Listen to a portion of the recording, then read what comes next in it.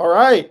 Welcome to another episode of The Media Show with Professor Beth Egan and me, your co-host, Craig Pavia, here live in beautiful New Jersey. Professor Beth, you are appropriately in an automobile because we're going to share a quick conversation about Jaguar cars and the news that Jaguar is being assaulted on all ends, it seems. And it's not that we need to get into the fundamentals of how their business is going, where they're going. I just wanted to know your nostalgia of the brand. Obviously, it had a fun little run there on Mad Men. They've kind of got an outsized relationship with the automotive world. It's a British brand. You know, it has a little bit of the, the cachet of this great British automobile industry. And it certainly filled some big shoes here in the United States until brands like Lexus and Infiniti and all those brands kind of really got involved in luxury automotive. Why I'm asking you about Jaguar is, are you nostalgic for some of these brands? Are we seeing them? Are we seeing them too outsized, or should we just say, well, they didn't evolve properly, and that's how it goes? Yeah, I think you and I are probably nostalgic for them, but I don't think the majority of the American public is nostalgic for them. I was talking to somebody the other day about the documentary that was done by Yogi Berra's granddaughter, Right. and how she'd be such a great person to bring up to Newhouse to show the documentary and talk about her grandfather and the making of the documentary, et cetera, et cetera. And someone said to me, "Do our students even know who Yogi Berra is?" And I was like, That's oh, wow, upsetting. that would be really sad. But now I have to ask them. I think it's the same question for Jaguar.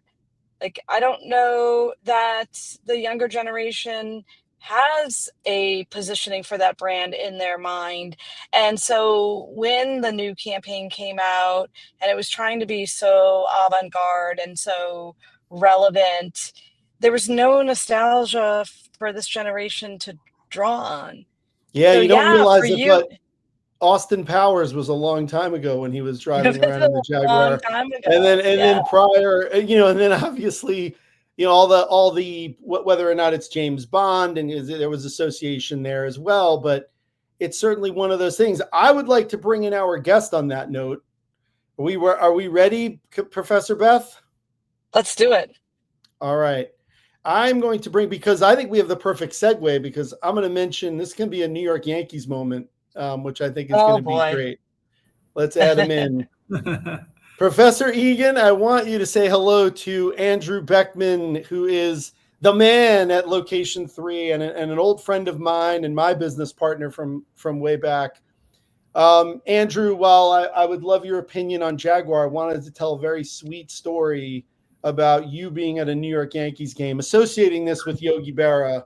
Andrew was recently up here in the beautiful Big Apple. He's Denver and Florida based, I think, now. Yeah. But he had a great photo that he posted to LinkedIn of his dad and another vet meeting up. So there are two veterans and they meet up at Yankee Stadium. And it was a really great LinkedIn moment. And I wanted to throw that out there because we were talking about Yogi Berra. So I had to do it. I love it. Sorry, All you right, missed the Yogi reference, Andrew. Yeah, sure. Of course. Yogi's one of the best. He was fought in the war. He fought in the war. He's another vet. Fought in the war, came back. That's right. Yogi was a veteran. So I wanted to, so if Andrew, I'm sure that you're a big fan of the media show. I'm sure. But as we evolve our show, we're heading into multiples of episodes. I did want to bring you on because of a specific expertise, and it's something that I know is big for Beth, which is, of course, local advertising. And because of the nature of Location3's business and how you guys really do specialize in franchises and now SMBs and all that stuff, and you've been at this for a long, long time. It also ties very neatly to conversations that we've had with other people who deal with franchises, yes, but selfishly, the relationship that you have and your company has with Google. They are a big topic, a hot topic for us as a brand. We've talked about everything from the antitrust cases to the origins of Gmail, and how that starts. And Professor Beth is a big advocate, obviously, and has made it very clear, like, hey, be careful what you do with Google. Breaking Google up into pieces might really affect small businesses. And I think it would be really great, I thought, you're the perfect person to kind of talk with a little bit about that, your relationship with Google. And I have a few questions, and I'm sure Professor Beth does as well. So I wanted to start off there, like, in terms of your team's time with Google. I know I don't know what level of relationship you have, but how does that work? What kind of communications do you guys have? Sure. So we're a premier partner with Google for many years. They're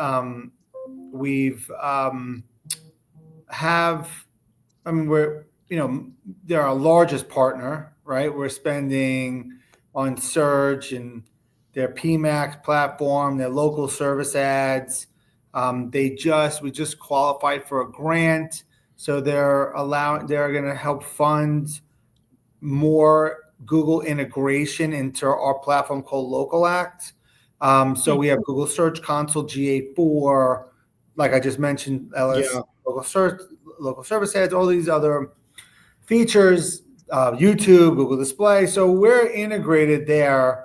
We have reps that we work with, and then our clients have some of them have their own dedicated reps. So end of this month, on August 26th, we're flying out to San Francisco. There'll be 9 of us. There's about 25 franchise brands. We will get a full day and a half talking about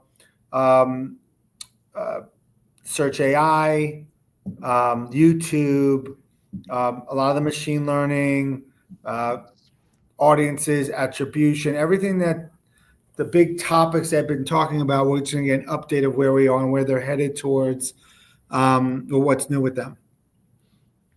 It's interesting. Beth, any thoughts, feelings on that? Because I have a quick question, if I may. Go for it, Greg. So in terms of how they you work your relationship with them, is it a ton of communication? It sounds like you're going to go out and you're going to meet them on campus. You do that a couple times a year.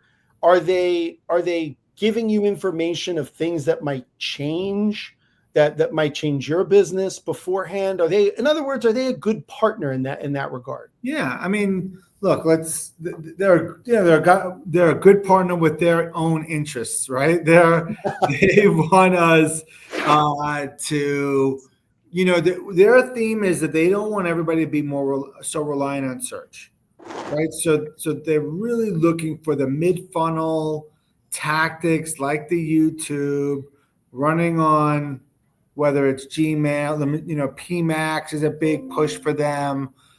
The machine learning, where the more data you feed them, they can make adjustments, so they can use their whole network. So, that's kind of what I believe we'll hear more of in a few weeks, at the end of this month. The search users' behavior is changing. They'll talk about that. Prompts, keyword, queries are growing. So I think just the whole thing is changing. So they'll kind of give us where we're headed. But when they sit and talk about to our client, they'll just in their network, they're going to talk about run this program, run that program, make these changes.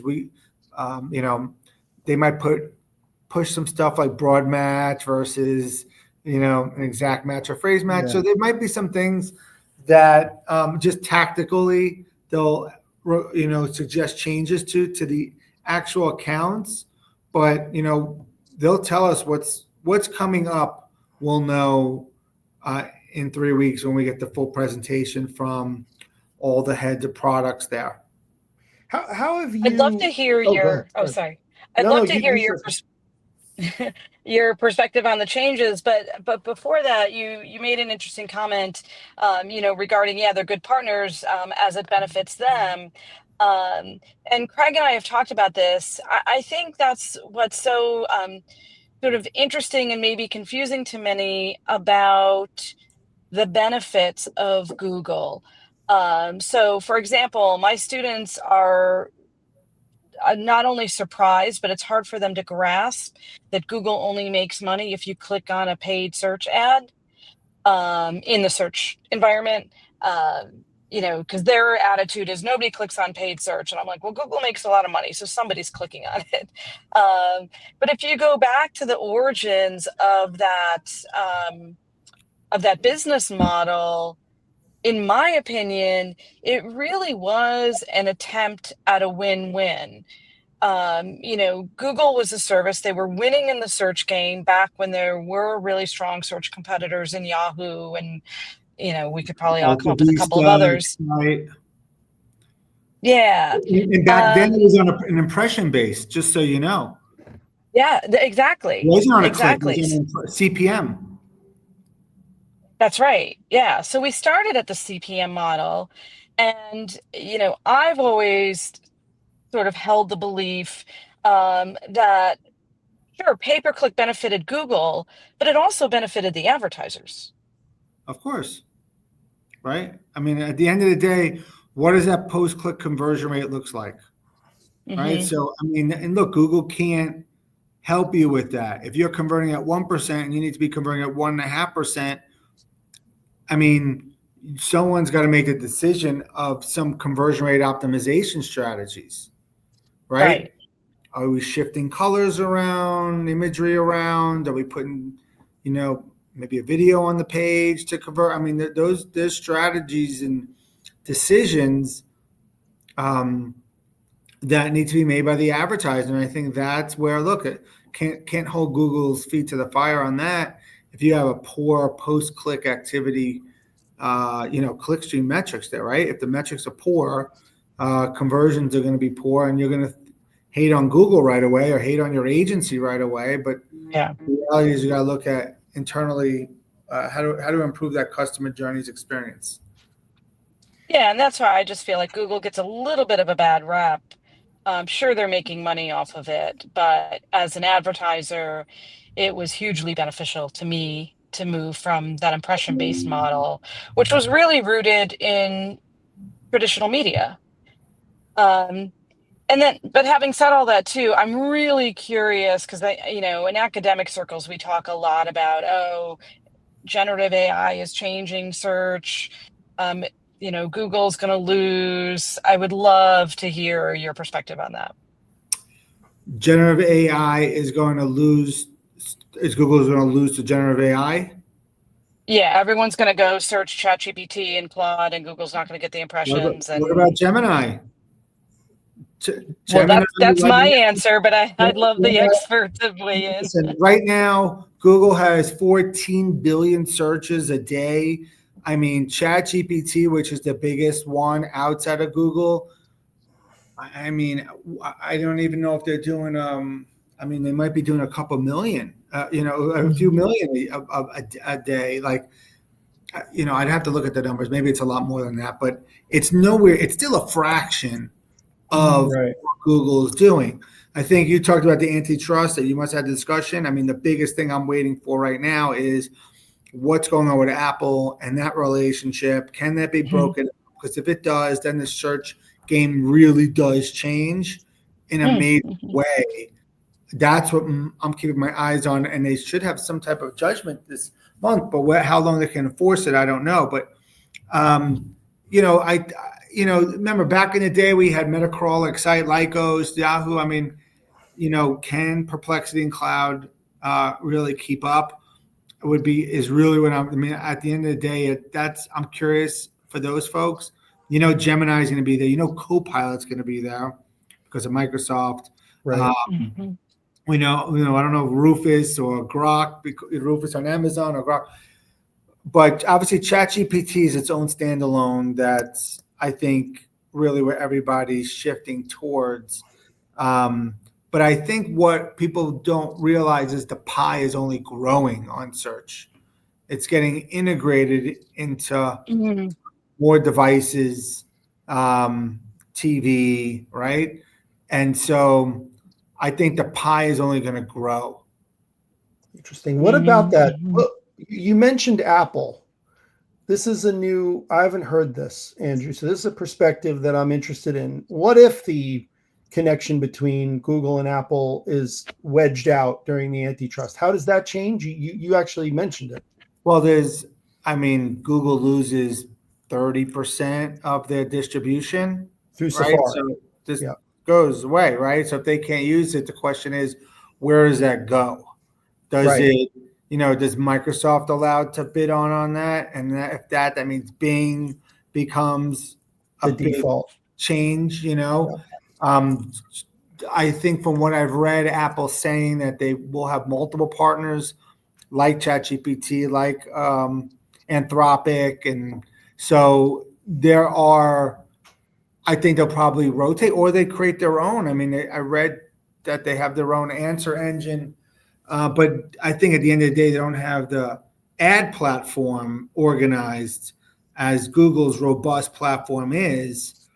That's why Microsoft would be the other option, but so I don't know how that shakes out right away. All I know is if they lose that inventory, it will definitely shake up the search engine marketing and market in a major way. How does Location3 stay fresh? Oh, sorry, Beth. Go ahead. Oh, sorry. No, I was just going to say. No, go ahead. I was going to ask a super wonky question. Yeah, I was going to ask you, how does Location3 stay fresh? How do you guys stay ahead of your competition? Because I see it as kind of everybody has to be in search. You guys are a pretty big name, and you're a big name among, a lot of small businesses and franchises. How do you do it? Is it a big marketing job, Andrew? How much work do you guys put into this? AI is everywhere in our company. We're fully integrated with Microsoft and their whole Teams, Copilot. So we're using AI for workflow internally. For our clients, we're using a lot of generative AI for content development, text-based videos. We're filling what we call keyword gaps in the SEO experience, and then also sets up for paid media landing pages. So that's a huge area for us to grow into. We've found other partners, technology partners, to pipe in data so that we're able to make informative decisions in real time. Right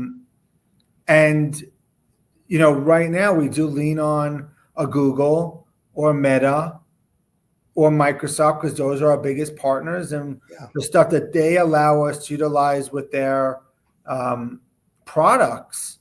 I think it really comes down to there's a lot of companies that put a lot of their money into PMAX.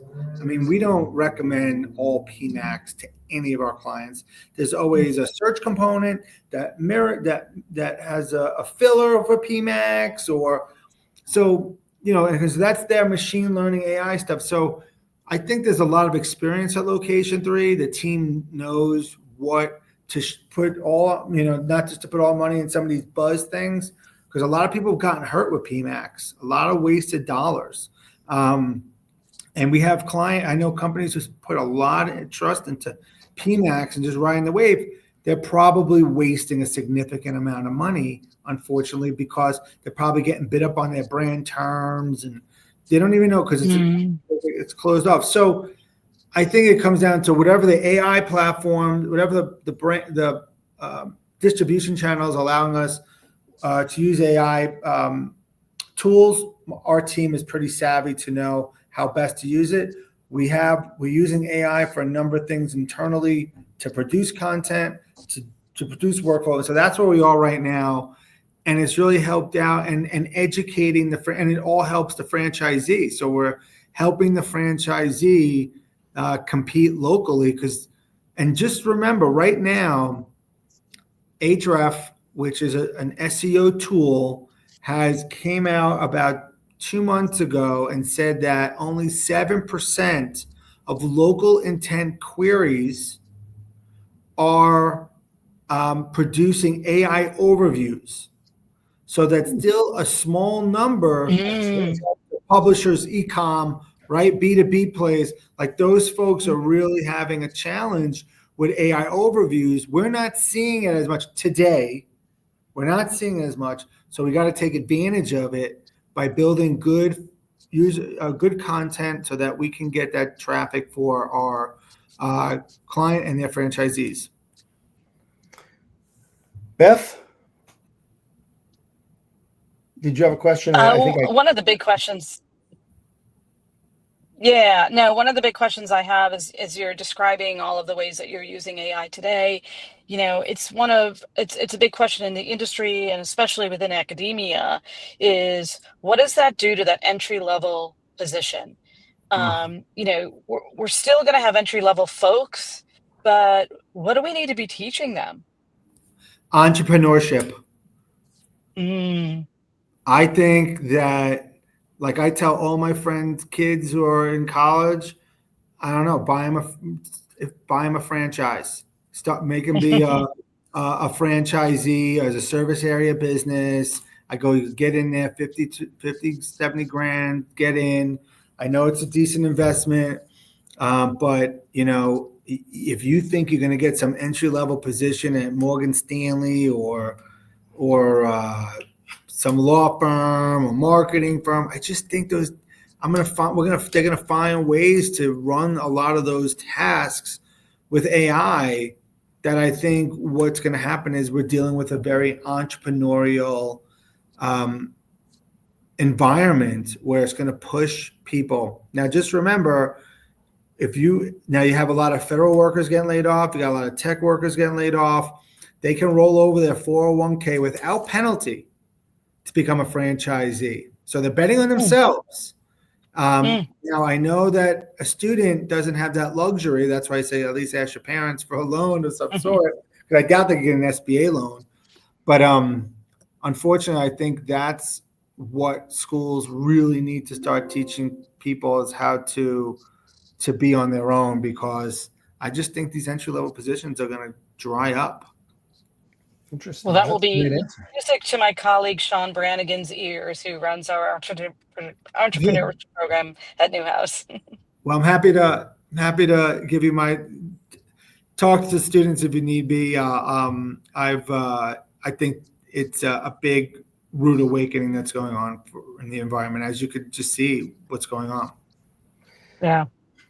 All right. Well, I mean, I have a question now based on that, which is, so if you don't get in entry level, and this could be we might have to bring your professor friend in, Beth, to have this conversation with Andrew. But so if you don't get in right on the entry level, let's say a sales assistant, who then replaces this old man in a few years when I can't be out there? In other words, like, are we looking at just a sea change with everything with AI? I mean, I know that it's affected my job in a positive way, to tell you the truth. Yeah. But I mean, yeah, that's a topic, right?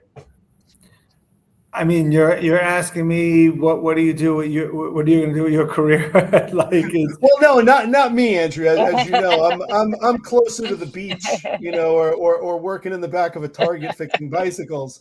But what I'm really saying is without the institutional knowledge, right, of an assistant media planner. Let's go back to an ad agency. Right. So you're an assistant media planner, you're a media planner. We're talking about, those are entry level, more or less. Sure. We're eliminating those, but how don't they do? I mean, I remember I knew media planners that actually worked and had strategy positions and assistant media planners. So they just go away, and then these agents. Yeah, these agents. Right. You have AI agents. You got these machines. These large language models are learning on a daily basis. Why couldn't they learn? And you say, hey, I need a strategy for this multi-location franchise system. How would you run a paid earn and own media campaign? I mean, that's really what's going to happen. I think we have a niche because I'm dealing with SMBs at scale. I mean, we have thousands of SMBs that we work with across, 50 different brands, but, a lot of agents are going to feel the pinch when they're holding their hat on, hey, I'm bringing you the strategy and I'm going to run these campaigns through Google and DSP when a lot of stuff can be automated, right? All these things will be automated. I mean, it doesn't have to be now. It could be a couple of years from now, or a few years from now, but a lot of these things, and honestly, go back to the Google question, look what Meta is doing, right? They're saying, hey, give us your ad budgets. We'll run it. We'll hit your CPA. You don't need an agency, right? So then, so they're saying, I'm sure Amazon's going to say the same thing. I'm sure Microsoft's going to do the same thing. So the real crux is, how do you manage a cross-platform, cross-device, across all these different channels? And I think that's where the battle is going to be for major brands. But, I think there's going to be, it's not just the students that need to be worried. I think it's a lot of companies who don't really bring the value to these companies that they need to. And it might take some time, but that's where, as long as you bring the value, someone's going to pay you for that. But at the same time, I think these students imagine coming into the world now with all these social channels and AI. I mean, I think that the world's their oyster. I wish I had this advantage back in the day. And that's why I really believe entrepreneurship is where they should be focused on, whether they like it or not. That is a what we like to call in the trade, if I may say I'm in the trade. That's a mic drop moment right there, Mr. Beckman. I'm going to hold you at 27 minutes and 7 seconds or something like that. But I really appreciate you coming on, and I am certain that Professor Beth and I are going to be reaching back out to you, particularly after the verdict and verdicts. So there'll be the penalty phases and everything like that. We definitely want to bring you back. And then maybe, I think this entrepreneurship conversation was fascinating. It was an interesting answer. I haven't quite gotten an answer like that yet. Same. So it's really great to have you on. I mean, I knew you'd be great. This was an awesome 30 minutes, and we hope that you'll come back and join us soon. My pleasure. Thanks for having me. Yeah. Live long and prosper. See you soon. Take care. Bye-bye.